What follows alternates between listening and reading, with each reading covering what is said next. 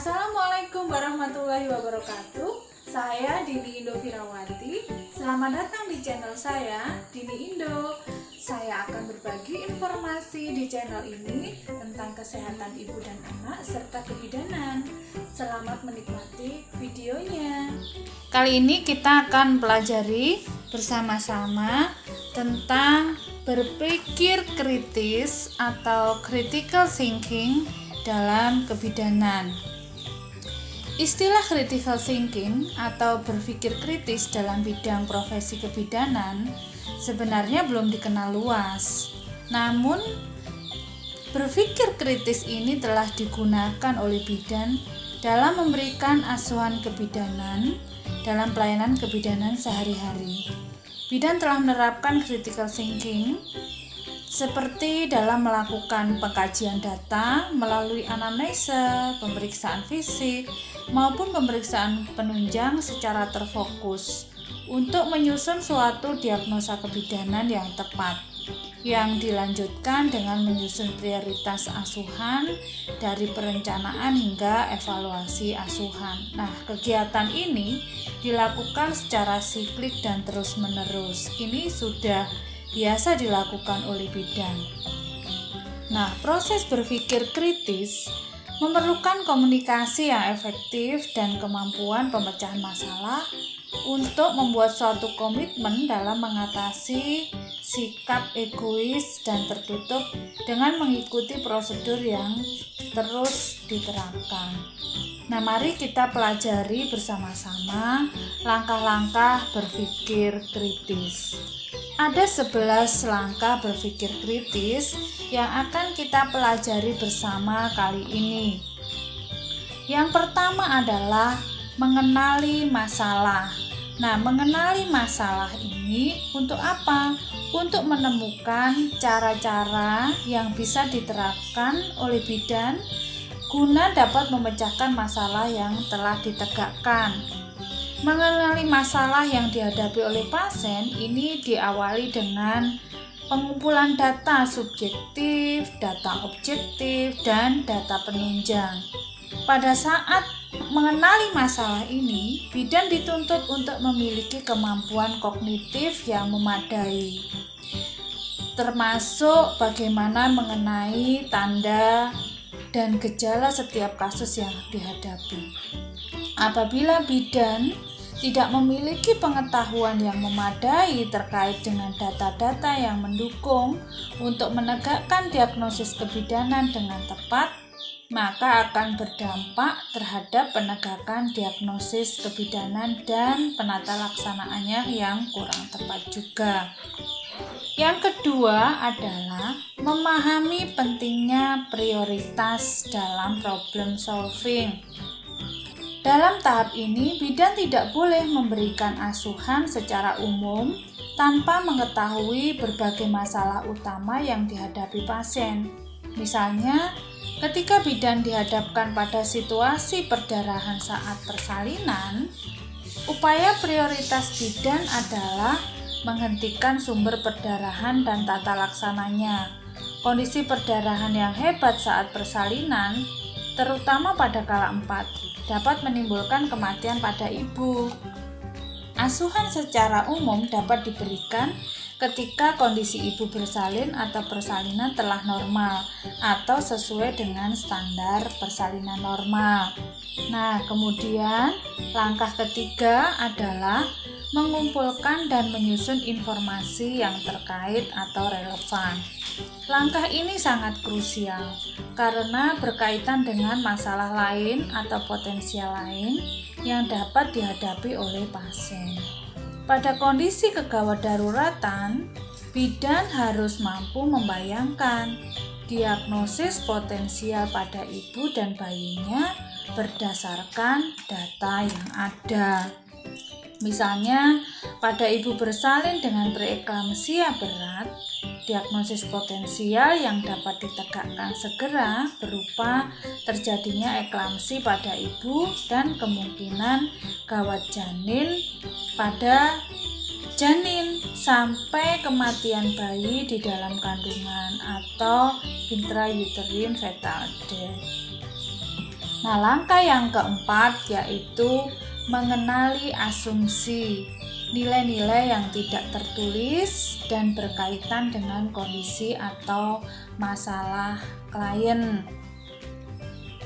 Nah, asumsi-asumsi tersebut bisa diperoleh dari pengalaman praktik sebelumnya atau berdasarkan masukan dari sejawat lainnya maupun keyakinan bidan dan pasien. Misalnya, pada kasus yang tadi sudah saya jelaskan, asumsi yang dibuat pada kasus preeklamsi berat pada ibu bersalin apabila tidak segera ditangani sebelum dirujuk ke rumah sakit, jika kasus terjadi di praktek bidan atau di puskesmas ya, maka bidan harus mencegah atau mengantisipasi terjadinya eklamsi serta tata laksana awal pada preeklamsi berat berupa pemberian MGSO4 secara tepat sesuai standar prosedur operasional. Nah, kemudian langkah yang kelima yaitu memahami dan menggunakan bahasa dengan akurat, jelas, dan tajam. Nah, pada langkah kelima ini dilakukan untuk membantu bidan mendapatkan data yang benar dan lengkap dari pasien. Pasien dan keluarganya menjadi lebih mudah memahami penjelasan bidan apabila bidan menggunakan bahasa yang sederhana dan mudah dipahami. Pertanyaan tidak terlalu luas, tetapi dipertajam dengan data yang mengarah pada diagnosis tertentu yang umumnya sudah disebutkan dengan data fokus. Kemudian langkah yang keenam adalah menafsirkan data untuk menilai bukti dan mengevaluasi argumen atau pendapat. Nah, pada tahap ini, bidan harus membekali dirinya dengan pengetahuan yang memadai terkait dengan tanda dan gejala dari suatu kondisi untuk memudahkan mengaitkan suatu data dengan data yang lainnya, mengarah pada satu diagnosis dan masalah utama serta potensialnya. Misalnya, untuk menegakkan diagnosis perdarahan pada ibu hamil muda atau abortus, data utama yang harus digali mengarah pada diagnosis abortus. Harus kita lihat apakah ini abortus iminen, insipient, incomplete, atau komplit. Bahkan bidan dapat membedakan antara abortus dengan kehamilan ektopik dan masalah yang lainnya. Bidan harus memiliki pengetahuan yang memadai terkait dengan hal-hal ini, kondisi atau masalah yang dihadapi oleh ibu hamil pada trimester 1, 2, dan 3. Selanjutnya, untuk langkah 7, yaitu menyadari keberadaan hubungan logis antar proposisi.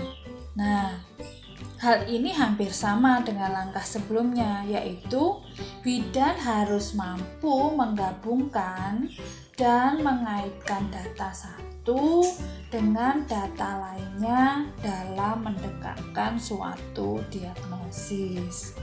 Langkah ke-8, menarik kesimpulan dan melakukan generalisasi yang benar. Langkah ini cukup berat bagi bidan karena langkah ini memiliki konsekuensi besar, terutama dalam tata laksana atau intervensinya. Apabila bidan melakukan kesalahan dalam menegakkan diagnosis, tentunya berpengaruh terhadap asuhan yang diberikan, terutama kesalahan penanganan yang justru berbahaya bagi keselamatan pasien. Misalnya, bidan menegakkan diagnosis janin tunggal, tetapi kenyataannya adalah kehamilan kembar, sehingga saat kelahiran bayi pertama, maka bidan segera menyuntikkan oksitosin intramuskuler 10 international unit tanpa memeriksa apakah ada bayi kedua atau tidak setelah kelahiran bayi pertama. Kasus lain yang terjadi adalah ketidaktahuan bidan mengenai adanya robekan pada porsio setelah kelahiran bayi yang didiagnosis dengan atonia uteri. Tentunya hal ini sangat berbahaya pada keselamatan pasien dan bayinya. Nah, itu tadi beberapa contoh apabila memberikan diagnosa yang tidak tepat akan membahayakan ibu maupun bayi yang dikandungnya. Langkah yang ke-9 adalah menguji kesimpulan dan generalisasi masalah melalui perluasan wawasan. Bagaimana melakukan hal ini?